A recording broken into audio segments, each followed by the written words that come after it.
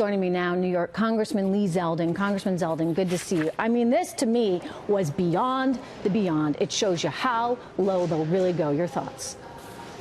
Yeah, it was so low, and this was something that you were seeing play out with regards to other answers to other questions over the course of the entire hearing. She came in totally biased, completely unhinged. I mean, you've heard the word triggered a lot, and it's the source of Don Jr.'s book that became #1 New York Times bestseller list. This is what's played out since the election of Donald Trump, and this woman was clearly and is just totally unhinged by the election of Donald Trump and still hasn't gotten over it. She was, in one respect, maybe a perfect witness for the Democrats to bring in, because she was going to tell them whatever they wanted to hear about how the president, based on her theories of constitutional law, absolutely must be impeached.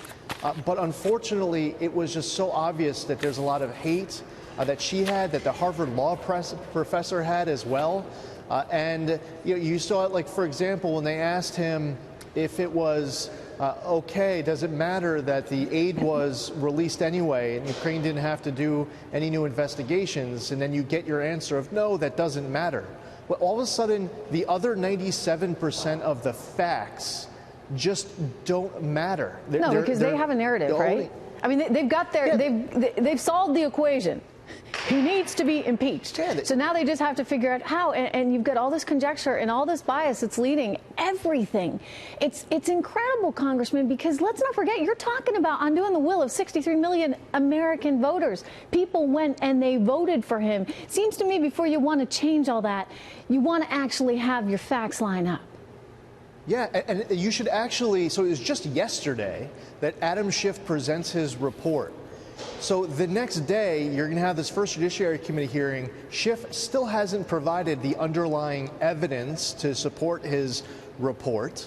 And you're having these 3 people come as your witnesses, and you have these 4 professors answering these questions, oftentimes being asked to weigh in on facts, just to focus in on Schiff's version, Schiff's fairy tale, that 3% of the story, connecting dots, not actually connected, relying on presumptions and guesses and hearsay.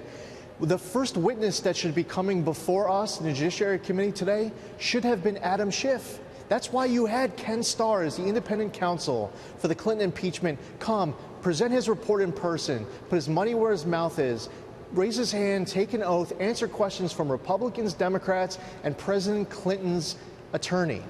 What should have happened today is that you're bringing the report, the facts, before the Judiciary Committee, and someone's able to answer questions, including from President Trump's attorney. But instead, you had these 3 hyper-partisan, hugely biased, and to the point, as you're opening up with, to try to take down the president's young teenage son, to insult him, to try to score a cheap blow. I don't get it. I mean, by the way, I thought people learned their lesson with Chelsea Clinton, that children were off limits.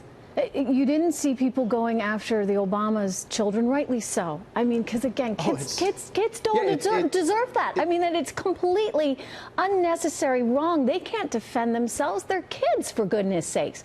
And for her to do that on national television. Hunter Biden is off limits. This is a... and he's